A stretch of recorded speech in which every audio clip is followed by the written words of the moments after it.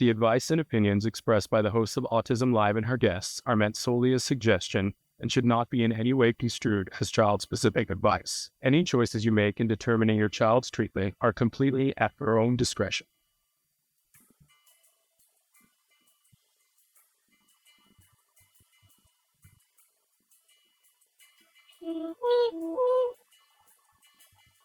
Good morning and welcome to Autism Live in April and this World Autism Awareness Day. We have got the best guest on the planet to have here today. In just a little while, I'm going to be joined by the fabulous actor Coby Bird. You guys know him because we saw him on Speechless, then he was on Good Doctor, then he was a huge character on Lock and Key, 3 seasons on that show. And now most recently, we've seen him on the Pitt. So Coby's going to be with us in just a little while to talk about that and ever so much more, because I always like to ask him what he's reading. And we'll talk about World Autism Awareness Day. Before that, I want to let you all know we pre-taped this episode, as we did with many of our episodes in April, because we're moving our studio. But I'm watching with you, and please feel free to write in comments, and we'll make sure that we get them to Coby so that he sees them. We are live right now on Facebook, YouTube, and Twitter, and our fabulous Chris Desmond is showing you some of the ways that you can participate. You can write in. We know that the lion's share of you listen to the show in podcasts. We love and appreciate that. It is a free download wherever you get your podcasts. We hope you're enjoying that. We like it when you like, share, subscribe, all the different things, and review, no matter how you see it. If you are listening in podcast, and you're getting the free download, then you're probably enjoying the fact that we have sponsors who will interrupt from time to time to do their sponsorship thing. That's literally how we make that podcast free for you to download. If that is more than you can handle, and some of you have written and said, I really just want the content, I'll pay a little bit for it, can I please have that? You absolutely can. You will go to glow.fm/autismlive. You'll pay a small monthly fee of $5, and you get everything that the Autism Network does in your inbox ad-free for $5. It's a good deal. But if you don't mind the ads, I love you listening to it for free. So you keep on keeping on. I also want to say that our show, if this might be the first time you're joining us because you're a Coby Bird fan and you're like, I don't know what this show is, but I'm going to tune in. I want you to know that everything that we do at the Autism Network, our mission, our overriding vision is to provide information and inspiration to that larger autism community that starts with individuals who are themselves on the spectrum. Whatever words they choose, we're all good with, because we appreciate everybody gets to define themselves how they want to define themselves. But they're the beating heart of our community, and then we include in that community everyone who loves those individuals. I don't know about you, but I count myself as one of those. I'm a proud pony, a parent of a neurodiverse individual, and thrilled to be here. And in this format where we can tell you all kinds of stories, not the least of which is the Coby Bird story. But today is World Autism Awareness Day, and I find that there is a lot of misunderstanding about what that means and how it came about and who it belongs to. Because I know there's a great many charities that promote this to the point where people get confused and think that this is their holiday. It is not. Although if they want to own that part of it, that's all good too. But so we thought we'd do the jargon of the day, World Autism Awareness Day, and share with you how this day was created and what it's for. So let's take a look at our first thing directly from the UN's website. The United Nations General Assembly unanimously declared the 2nd of April as World Autism Awareness Day. And there is the proclamation number, so you can look it up. The purpose was to highlight the need to help improve the quality of life of those with autism so that they can lead full and meaningful lives as an integral part of society. I like that. Tell me if you can take issue with any of that.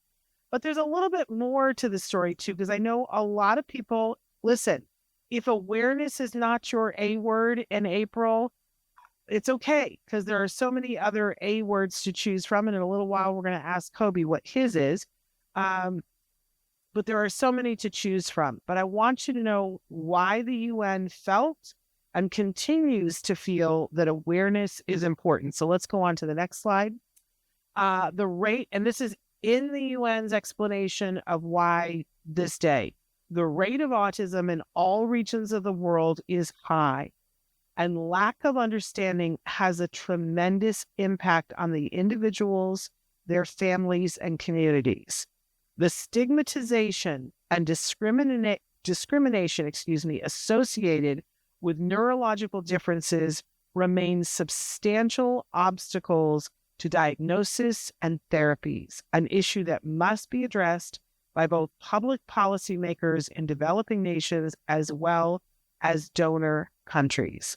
And that is the reason why. I know here in the States, a lot of people take issue with awareness. I'm not arguing that with you, but I want you to know that the truth of the matter is that we aren't the only people on the face of the planet, and that I have the wonderful opportunity to talk with people in other countries and hear what the resources are that are available, but also in what the lack of resources and the amount of stigmatization and discrimination. So this is why the UN is still working on awareness, because it needs to be at a global level. So I also want to include in this, there were more things that were on the website that I thought was really important. That one of the things the UN says is, over the years, significant progress has been made, driven in large part by autistic advocates who have worked tirelessly to bring the lived experiences of autistic individuals to the forefront of global discussions.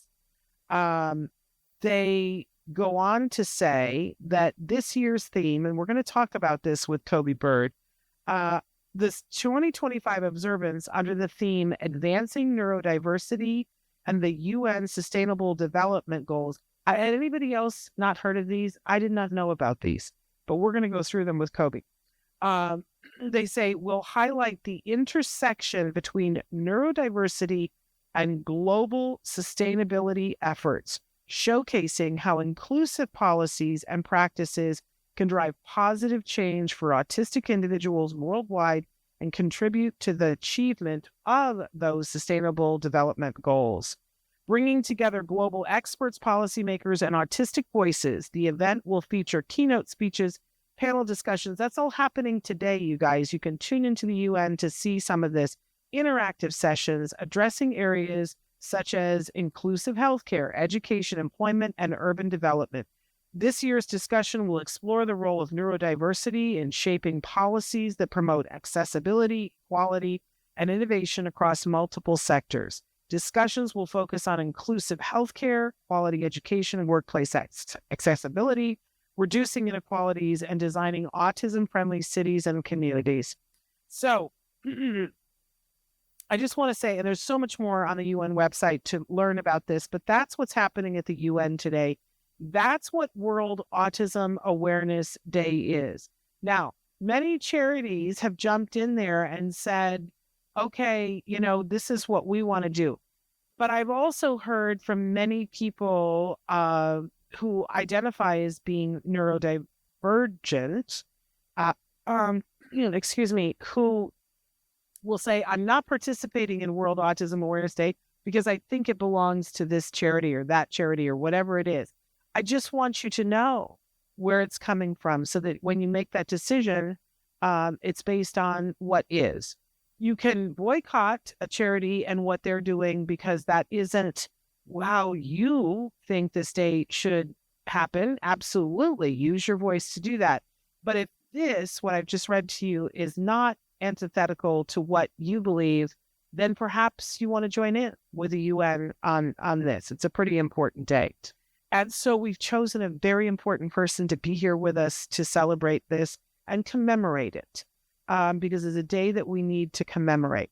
So we are going to be back with Coby Bird and have a lovely discussion with him.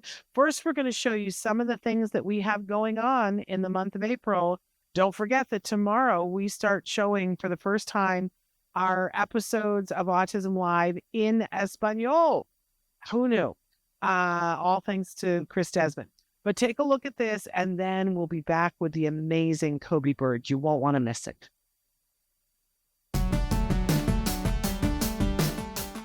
It's that time of year. April has finally arrived. This week we have all new shows. On Monday, Shannon welcomes Jane Fisher, author of If You Knew Susie, Pushing Past the Boundaries of Never. Then on Tuesday, on Ask Dr. Doreen, Shannon and Dr. Doreen discuss the topic of toileting and potty training. On Wednesday, it's Autism Awareness Day, and Shannon is joined by actor Coby Bird. On Thursdays and Fridays, we are excited to introduce Autism Live in Spanish throughout all of April. Buenos días y bienvenidos a Autism Live. Soy Shannon Penrod. This Thursday's show covers how you can support someone you love with ASD, and on Friday's show, Shannon breaks down what ABA is. Join us at 10 a.m. every day throughout April. The Autism Network, providing information and inspiration to families for over 14 years. Welcome back.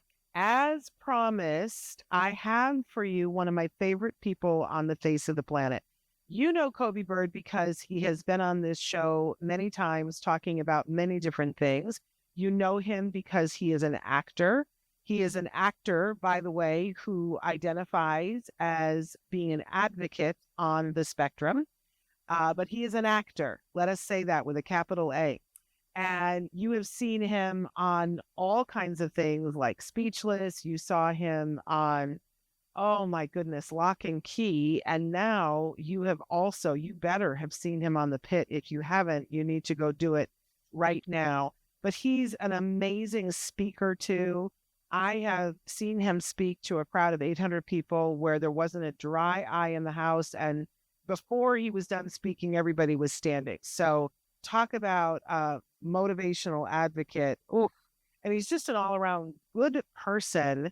And like I said, he's one of my favorite people on the face of the planet. So there's nobody that I would want more on today's show for World Autism Awareness Day. Let's welcome Coby Bird back to the show. Hello. Hi. Oh, you look so great. Oh, thank you. You too. I'm so happy to see you. I haven't seen you in a couple of minutes, but Yeah. we got to get together. What was that? We got to get together. We got to do that. Yes, absolutely. But you look fabulous. And I want to talk about so many different things with you. I don't know exactly know where to start, but I want to start with the fun stuff that I always love hearing from you, what you're watching and what you're reading, because you're an avid reader. Oh yeah. I mean, I'm so much of an avid reader that I can't read one book at a time. I have to read multiple, and it's an issue. I have to fix it. But I'm trying to read the books like I'm reading right now because I have like 5 books that I'm reading all at the same time. But the 2 that I've been reading that have been like really just impacting me and just have been like my favorite reads. Where is it? Hold on, let me find it. I've been reading this for a while, but I've been reading Lonesome Dove by Larry McMurtry, and it's something I never thought I was going to read, but like it kept coming up in my recommendations, and it's a Western. And I'm like, oh, it's a Western, and I've been getting into Westerns, but like but like it's never been something that I've been like wanting to read, but it like something about it grabbed me, and I've been just reading it, and it's leading up to be probably like one of my favorite books of all time, or like probably my favorite book of all time. Just how it's just really good. So when you're done reading it, will you go and watch the show Lonesome Dove? It's a show, right? Or was it a movie? Yeah. Or a mini? It was a miniseries. Or yeah, TV show. So you haven't seen it though, but will you go and watch that when you're all done? Oh, absolutely, yeah. I really want to. I actually have the VHS tapes. I found them at a thrift store, and I was like, and I was just reading it. And I was like, oh my goodness, what the heck? That's Lonesome Dove. And I was talking about somebody. So when I went over, I saw it, and I was like, oh yeah, it's Lonesome Dove.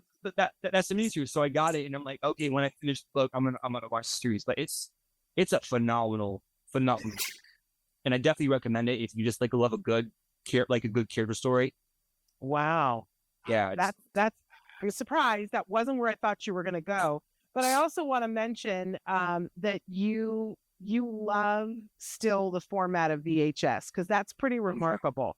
There's a lot of people that have left it long gone, but you are a fan of it. Can you put that in words for us, why you love that so much? Honestly, I've always loved things that were retro or vintage. So like originally, like I was obsessed. I was obsessed with cassette tapes. So I would collect all these cassette tapes, and I was trying to collect all Walkmans and all kinds of things. And then eventually I love the feeling of like older technology and everything. Like there really isn't like a specific reason as to why I love it. It's just like, it's one of those things that I'm like, oh, like I feel excited when I find a movie that I've been looking for and like it's in that format. But I just love the way like it looks on TV. I know like the quality isn't the best, but like I love that old school quality. Like for me it's like there's just kind of like that special magic you get that you don't get like in other formats or like in streaming. But there's just something about like putting a tape in a VCR and then watching it, and there's just like it has this feeling that like that you really don't get with a lot of things. Well, I don't know if you know this, Coby, but I still have a VCR and I still have VCR tapes. I don't watch it very often because I have trouble hooking it up to the TV. But if I had a way that I knew to hook it up to the TV, I have all these exercise tapes from the 80s. Heaven knows I need them. But I love them. There's nothing that's been better since then. Working it out with Jane Fonda, I'm sorry. So I kind of get it. And I love that for you. So you're reading, one of your 5 books you're reading is Lonesome Dove. What are you juxtaposing that with? What else? Oh, so I think I talked about this book a while ago, like last time I was on, and it was book 3, but it was a sci-fi series, kind of like Star Wars. This is book 4. It's the Sunnier series, by Christopher Rocchio, and whereas Lonesome Dove is probably my favorite book of all time. This is probably my favorite series of all time, and it's kind of like a mixture between Dune, Star Wars, Game of Thrones. It's all kinds of things, but I absolutely love this book because it's essentially kind of like it's the memoir of kind of like a Darth Vader-esque character, and it's just kind of it's him telling you his whole life story, unlike how he became a legend. And it starts off kind of small scaled and kind of like normal, but then as it goes on, you start seeing his character build up, and like towards the end of the series, you're like, oh my gosh, like it's a completely different kind of story like later on.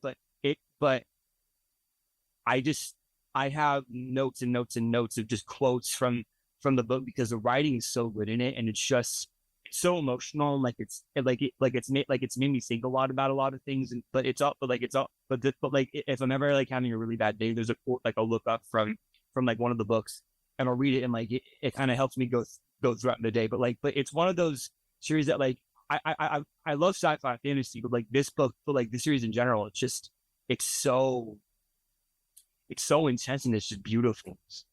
So that's one I'm reading right now, and then there's just so many others. Those two are kind of like the ones that have been like really been my main thought, like my main focus for the moment.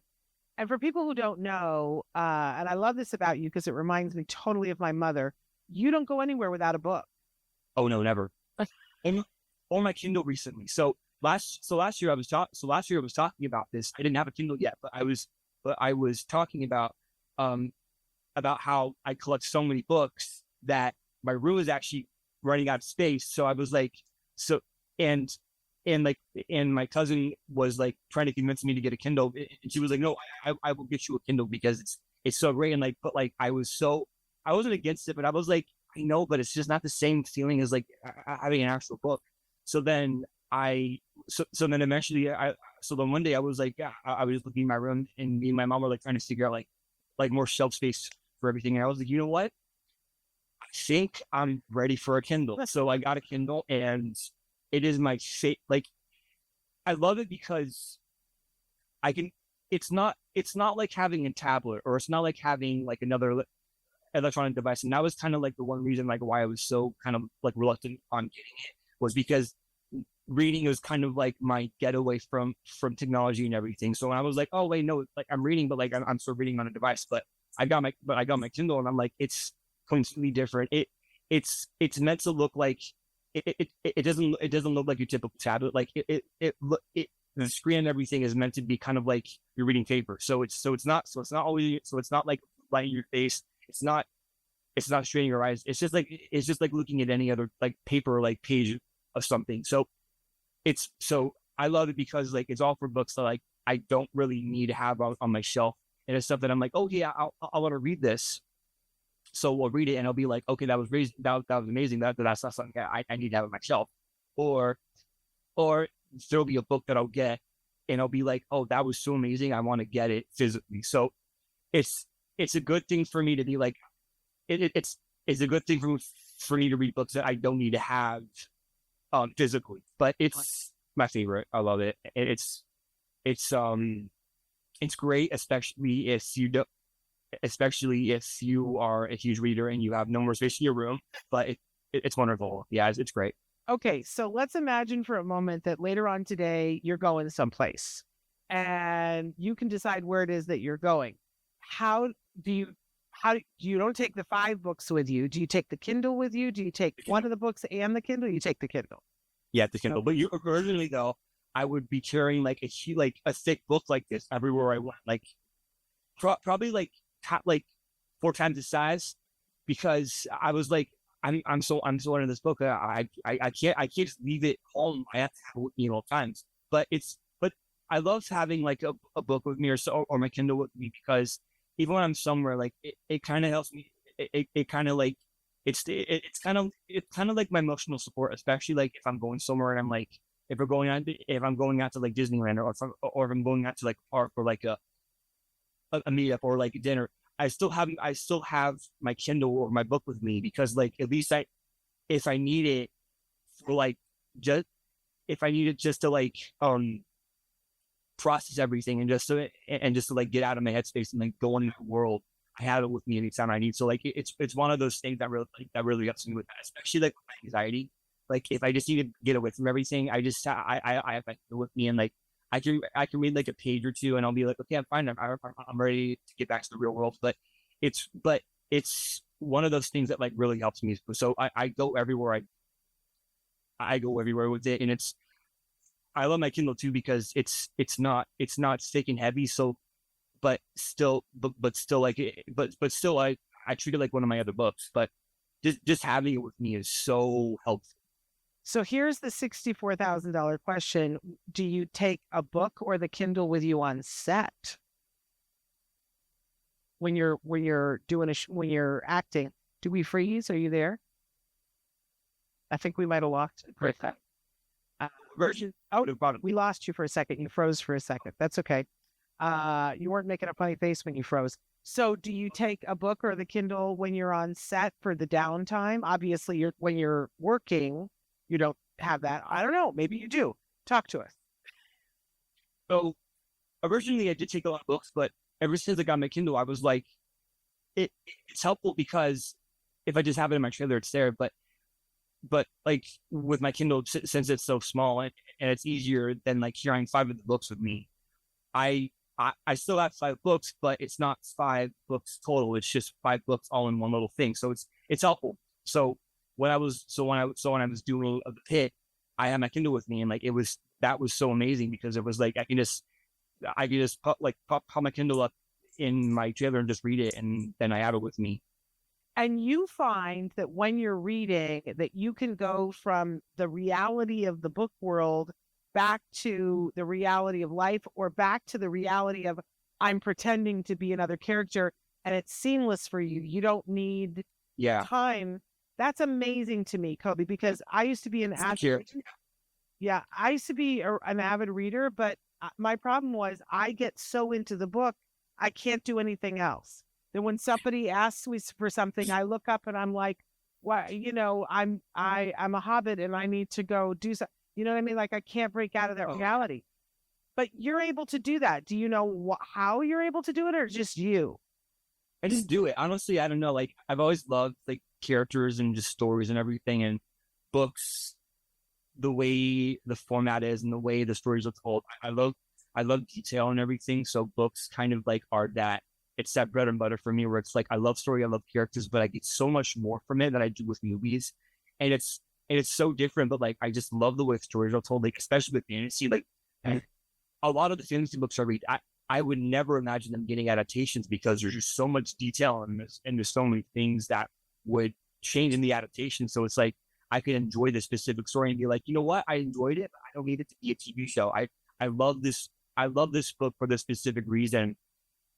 And it's not because of the story, but because of it's a book, and just like the detail and like the things that you don't get from other formats. It's just so like it's immersive.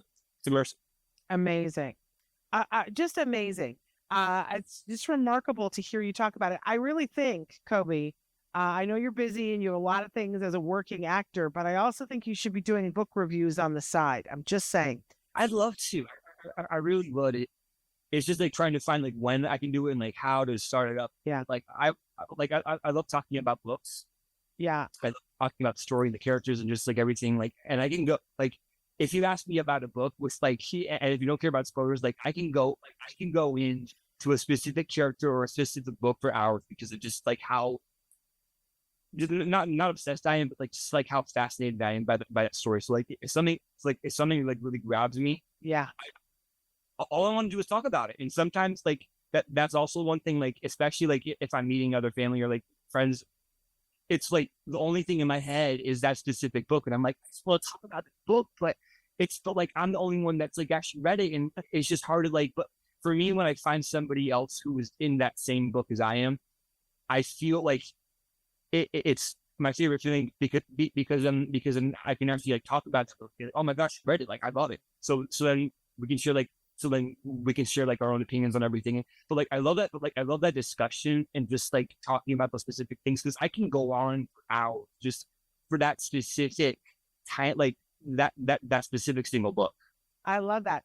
I'm envisioning you doing a podcast where you're reviewing books and people can call in to talk about the book with you.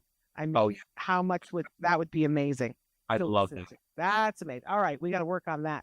But I also, for me, because I don't read as much anymore between my eyes and the fact that I can't break out, but I'm all about watching movies and television now, and I want to talk about all those. And I know you're okay talking about those too. So Absolutely. My curiosity is, what are you watching lately that you love? That's a good question. So I'm watching a few things, but I've been really into the show Shameless right now. Okay.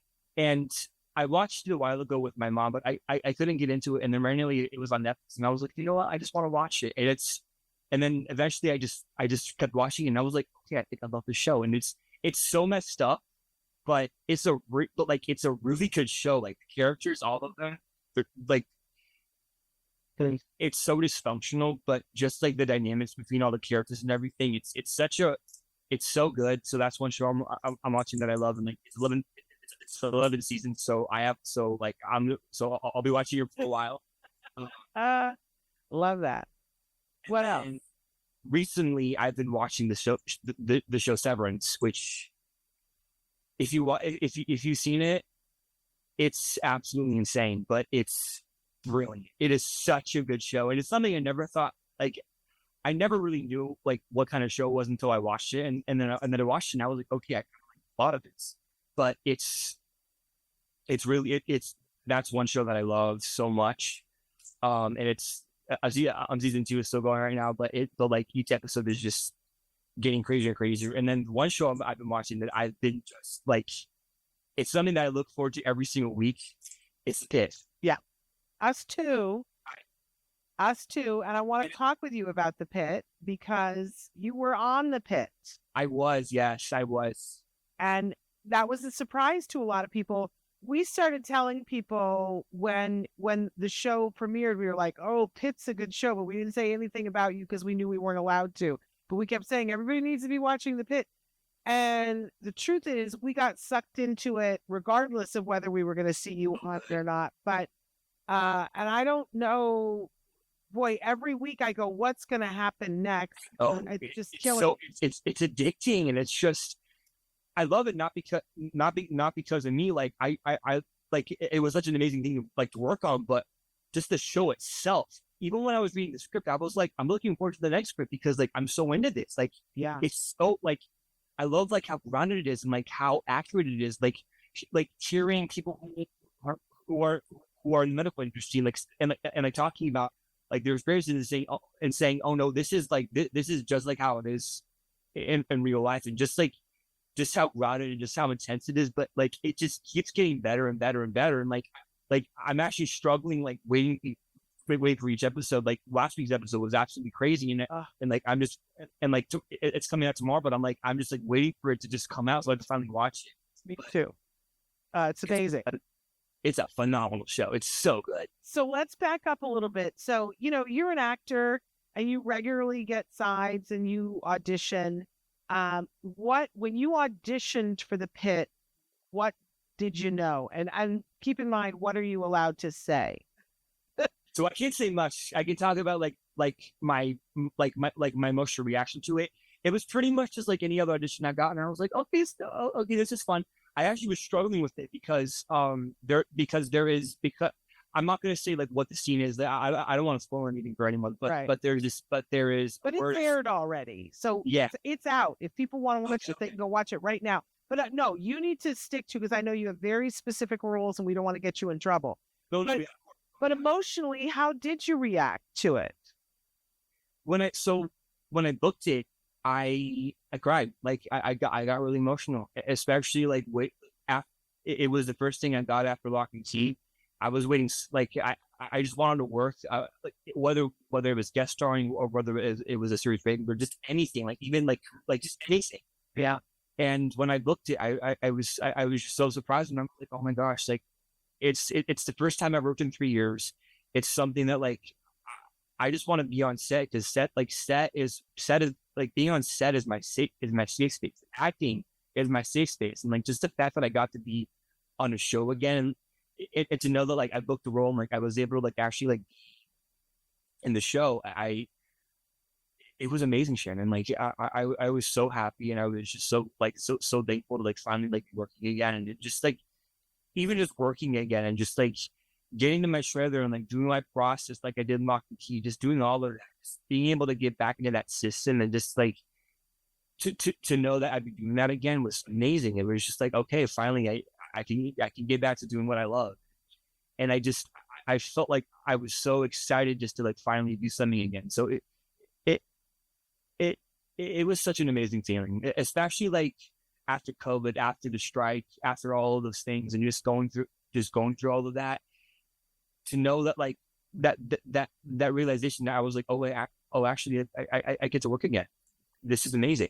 So no, it was such a euphorical feeling. Like it was amazing. Well, and you were amazing in it. I don't want to do spoiler alerts for people, but you need to watch it. You need to go watch it, and you need to watch the whole thing because you'll love it. But especially, I really loved what happened in the arc of your role.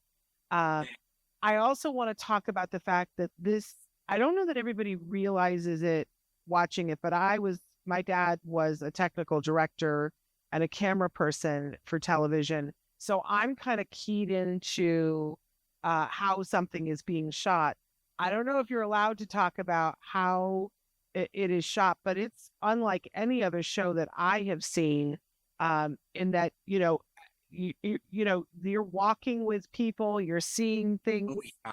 I mean, it's everything was connected, and like everyone, like even so. One of the things that was crazy was even the amount of extras and the amount of just the cast was huge. But the one thing that was crazy was like every single character, every single actor, and co-actor, and back and extra, they all had a place.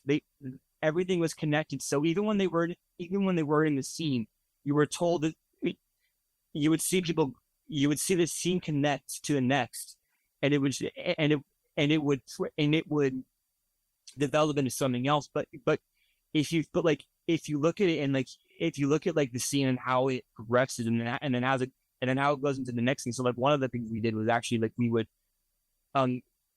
everything when I was doing my scenes, everything was shot in order. So it wasn't all just random. So like after one scene was back, we would do my next. So the entire time I was pretty much in the hospital bed, like there was a day where I did not leave that hospital bed once because I was pretty much like in the background the entire time, and even though I wasn't really fully seen, you just never really knew like when you'd be seen or not. But like it was one of the coolest. It was like one of the most unique things I worked on because of just how everything was shot and how they wanted and like how my scene was built up. But like especially just like with how like it's quick and it goes fast and like you really have to like follow that intensity. So like if you've seen the show, I'm like, you know how intense it is. Yeah, it's pretty much like that on set, but everyone was so great to work with. Everyone was so sweet. I had such a good time with everyone. Like,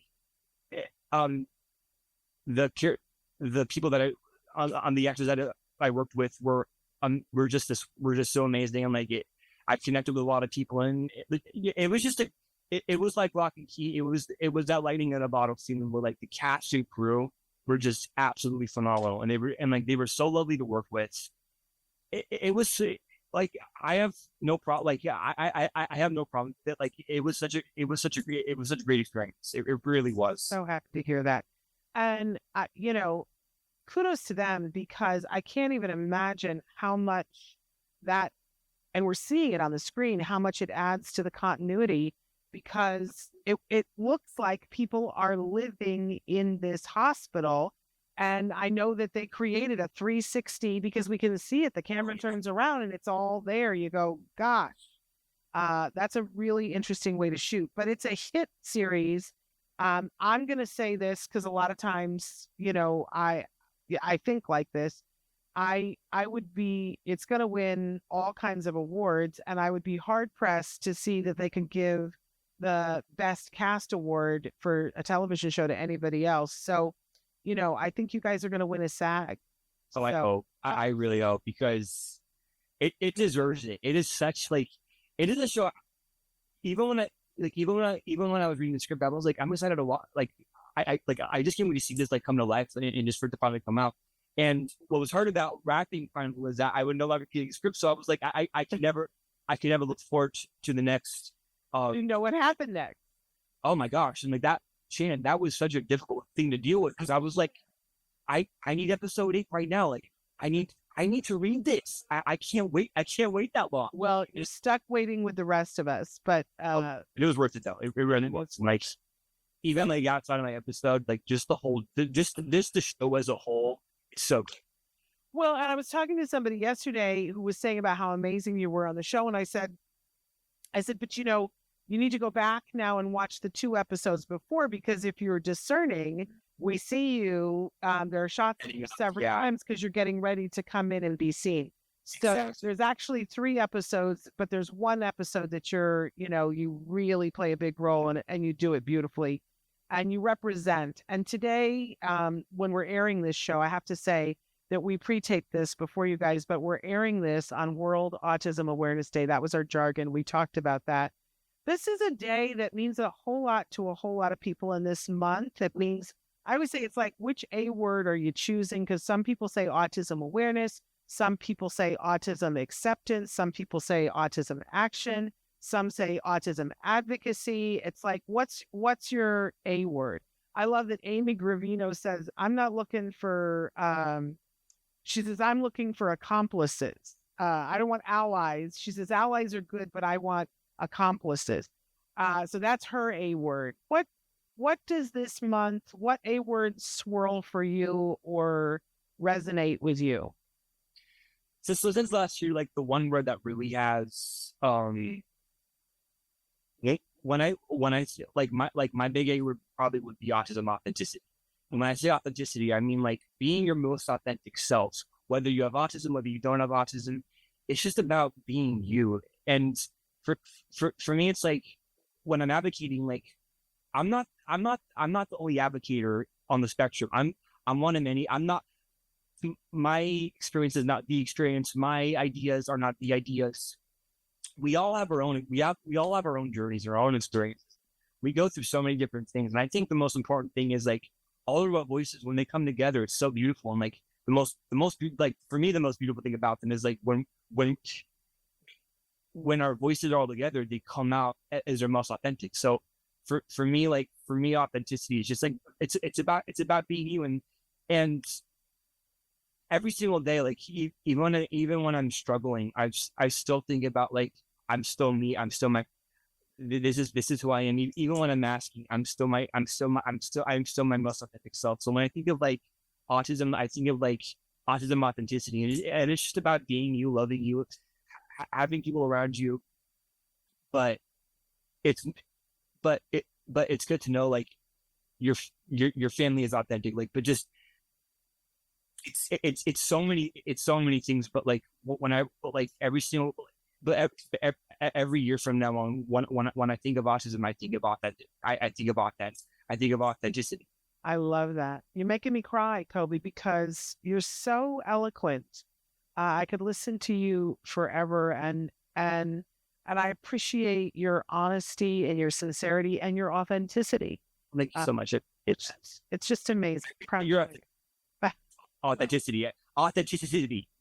Well, I absolutely love it. So I had said earlier in the show that, the theme every year, the United Nations commemorates World Autism Awareness Day, and they pick a theme.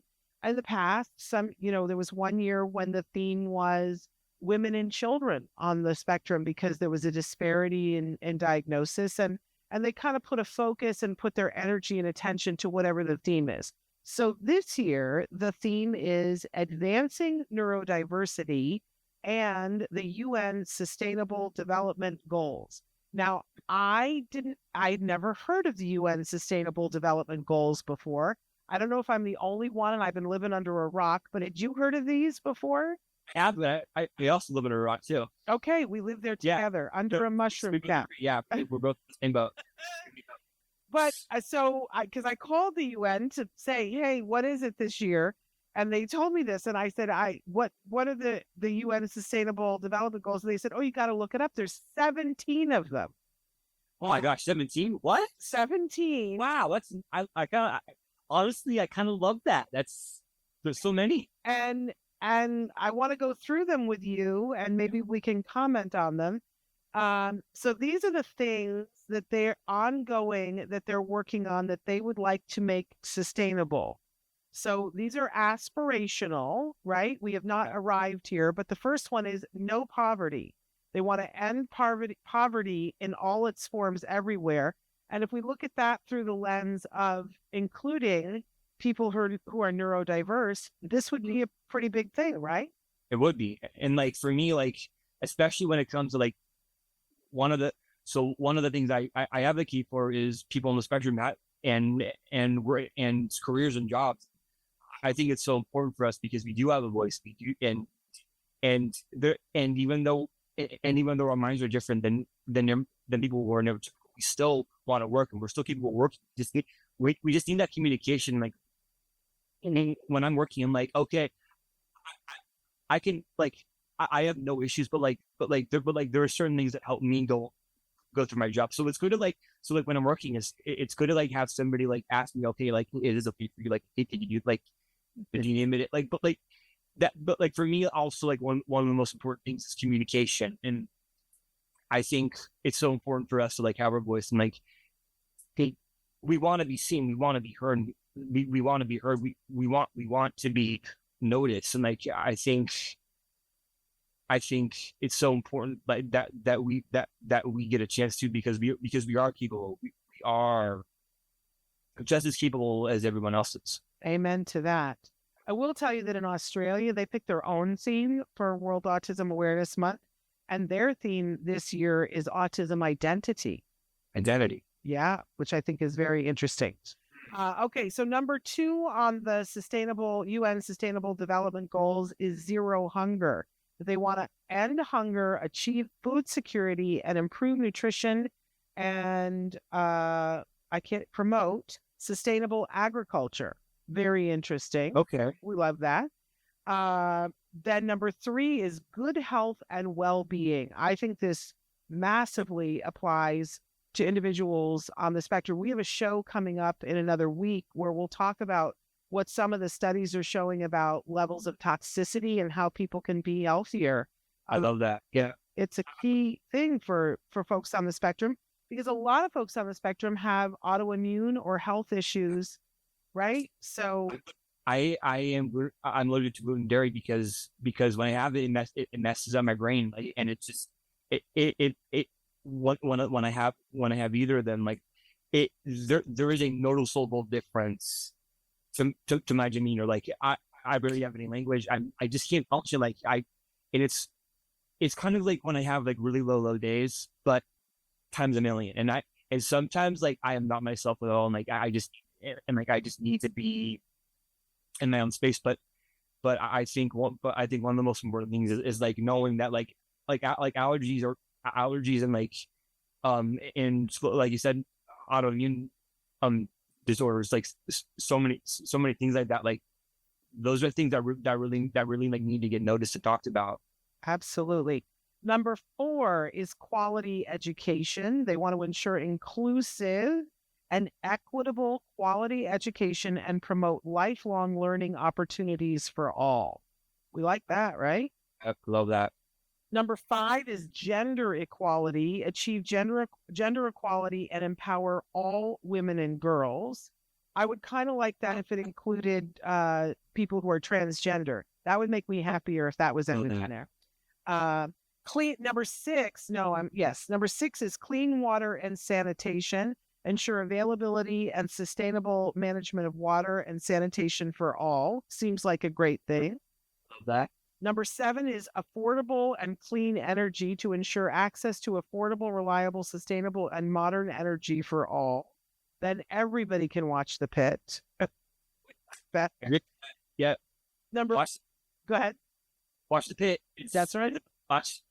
Number 8, kind of what you were talking about before, decent work and economic growth, promote sustained, inclusive, and sustainable economic growth, full and productive employment, and decent work for all. We know the statistics that for most individuals on the spectrum, they are underemployed.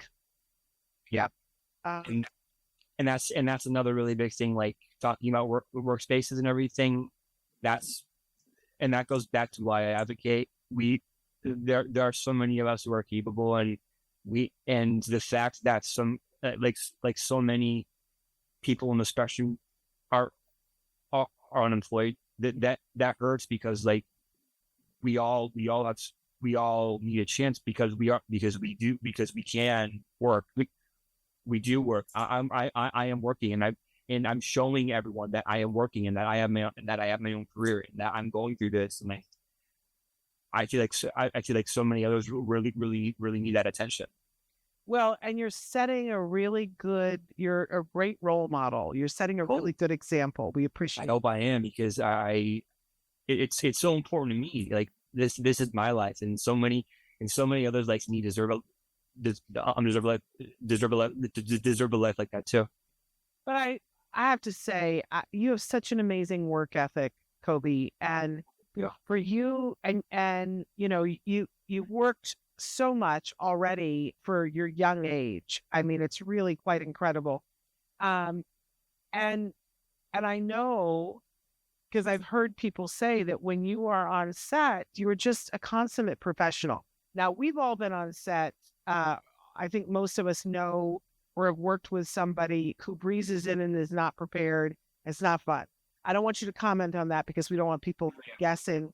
But I'm just saying, most of us who've been anywhere in the acting world know that, all actors are not cut from the same bolt of cloth. Some people come in and are professional and do their job and hit their marks and deliver. And other people are fumbling around trying to figure out what their lines are, and they've done no preparation.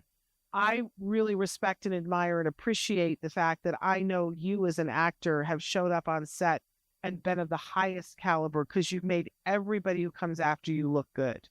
And I'm sure that there are people who are willing to take chances on individuals that they don't know because you set a good example. So that's part of your legacy, young man. Well, thank you. And Shannon, like for me, that's so important too, because I want to respect everyone else around me. I'm not the only one there on set. There are so many others doing their job, and for me, the most important part is respecting everyone's time and their job, because all of us, because all of our jobs have a place and have a meaning, and if one cog isn't, and if one cog wheel isn't connected, then it's all a mess. And it's like so many of us, like when we work together, for me, that's how everything is so efficient, and for me, like all I want to do is respect everyone's time and not cause any frustration or anything. So for me, like the most important thing is just like being on set, like when I am, and being on their time and when they need me, because that essentially is my job as an actor. Yes. Yeah. So like for me, that is so important. And that's the one thing, like if you want to get in this business and if you want to make connections, you need to just respect it, just be a good human being like that. Like for me, that's the most important thing, is just to like be a good, decent human being and just respect everyone's time and just like, when you memorize your lines, just everything. And like that, like for me, like that respect is so important, because I'm doing my job and I want everyone else to do their job. So it's for me, it's like that respect. And when you say it, it sounds so reasonable, but not everybody can do that. So it's amazing that you do. Okay, I want to go back to number 9, industry, innovation, and infrastructure. They're going to build resilient infrastructure, promote inclusive and sustainable industrialization, and foster innovation. We like that. Anytime they use the word inclusion, I like it. I love number 10, reduced inequalities. Reducing inequality within and among countries. Because one of the things we talk about here all the time is that the playing field is not level. You can't get the same services in, say, the Philippines that you can get here in the United States. It's not right. Okay, number 11, sustainable cities and communities. I love that we're including neurodiversity in this. Make cities and human settlements inclusive, safe, resilient, and sustainable. We like that? Yes? Of that. Number 12, responsible consumption and production. Ensure sustainable consumption and production patterns. Interesting. Good.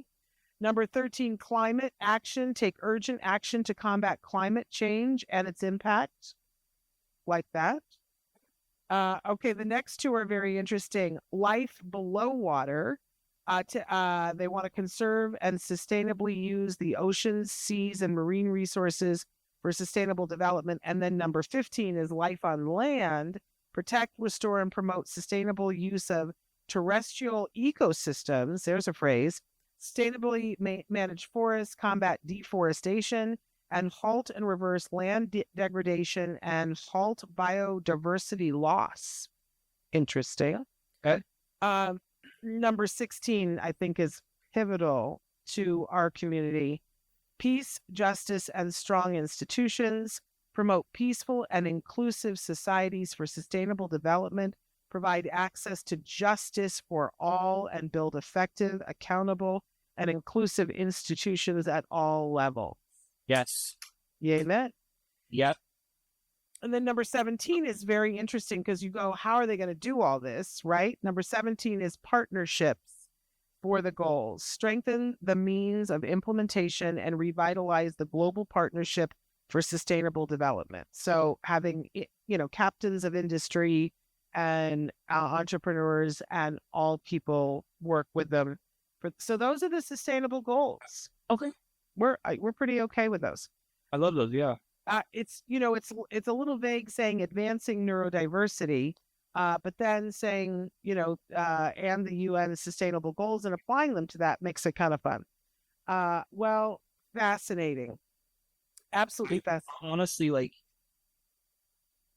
that, it'll be a big process, but like the fact that but the fact that the majority of those are also a big part of our community, that's amazing. Like I'm all for it. Like, I love it. Absolutely. Well, Coby, we're pretty much out of time. I've actually kept it later than I know. It goes by so fast. And I actually let you talk sometimes this time. People don't know. Way back when you were on the Good Doctor, I had you on and I just kept talking and not letting you answer questions. So the next time I invited you back, I put tape over my mouth. I'm getting better. It's very funny. Because people were calling me out online going, just let him talk. But I'd love to have you and I know I've asked you this before, but maybe it changes because I feel like the last time you were on the show, and maybe I'm wrong, I don't know if you had turned 21 yet, but maybe you had. But you're an adult now, and sometimes things change, perspectives change. What this year, more than anything else, would you like for people to know about autism?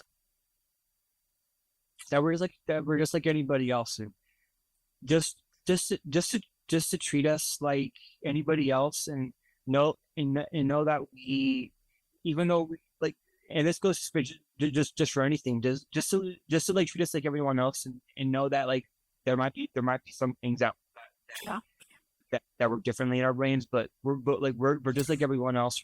We're just trying to go through like everyone else, and it's just important just to like, we're just like you. That's all there is. There's even though that difference is big, we're still like, we still all have the same emotions and the same dreams and the same aspirations and everything. And just like when we find that right like that connection, it's so important. It's important just to know that we have people that support us and love us. Coby, there's nobody that I would rather have on the show on this amazing day. I thank you so much. I have a tickle in my throat now. I apologize. You got me so emotional. But I so appreciate who you are. I appreciate your friendship. You're part of my family. I appreciate your work. You're such a talented actor. And I appreciate your advocacy. You teach all of us.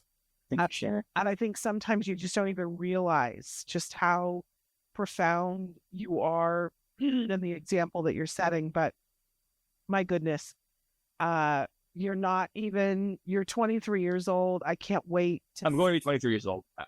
You're 22 now. 22 now, yeah. Why did you think you were already 23, about to be 24? Oh my gosh, I'm rushing things. You're 22.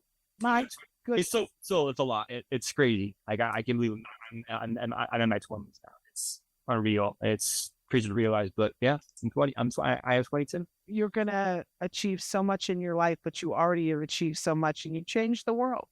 And we appreciate you taking the time in your busy schedule to be here with us. And share.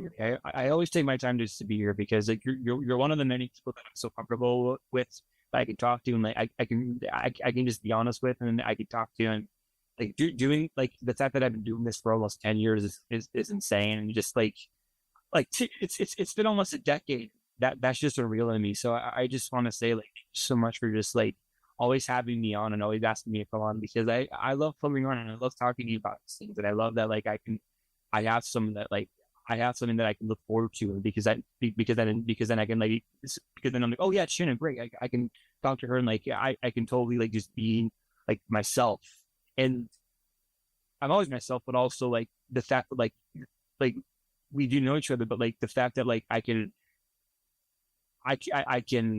be comfortable with you is so important to me. So, but like just thank you for like, but also like just amazing.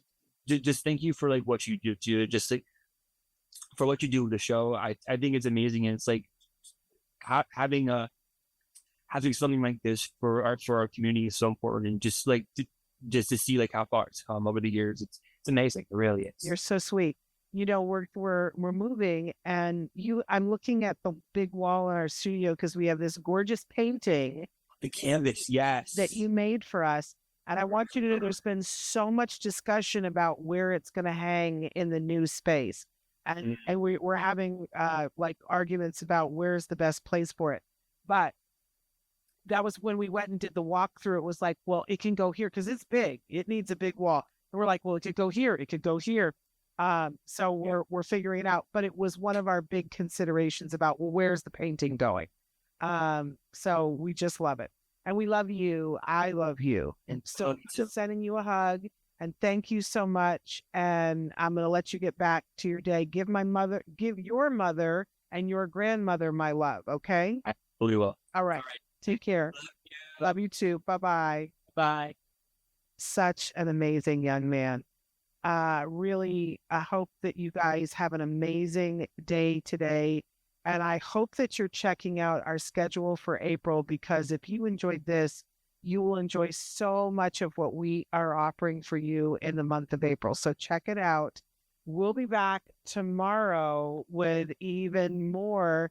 Don't forget that on Thursdays and Fridays, we're debuting tomorrow that we're doing Autism Live en Espanol.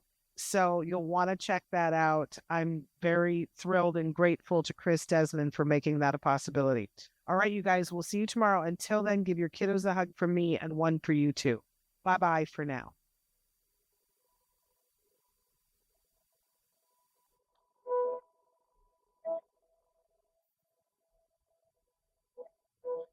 If you found anything helpful in this video, please give us a like. In fact, make sure that you smash that subscribe button on YouTube and give us a like on Facebook.